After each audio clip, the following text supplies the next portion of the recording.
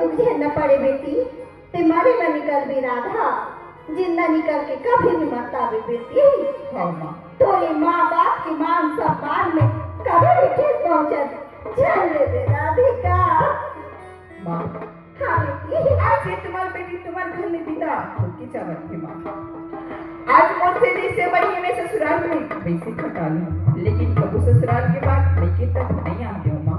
हाँ बेटी। आज ये बेटियों पर भरोसा करके विदा कर दो माँ। हाँ राधा। सुना तो बेटी राधा।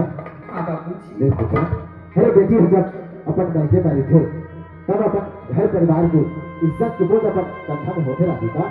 हाँ बेटी, और जब वही बेटी हाँ अरे एक दिन बहू बन के ससुराल चले गए थे तब एक नहीं बल्कि दोनों परिवार की इज्जत के बोझ लेके अपन कंधा में चलते राधिका।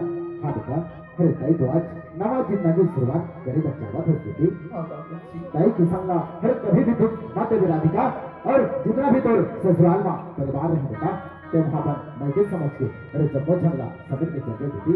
हाँ बाबूजी। और जितना भी बड़े से बड़े अरे दुख क्यों ना आया था ताई ससुराल के चौपट अरे कभी भी पार मत कर दो बेटा, और हर हाल में कदम मायके की इज्जत बनाएंगे बेटी। हाँ राधा, अपन मायके की इज्जत बनाएंगे। झूठ का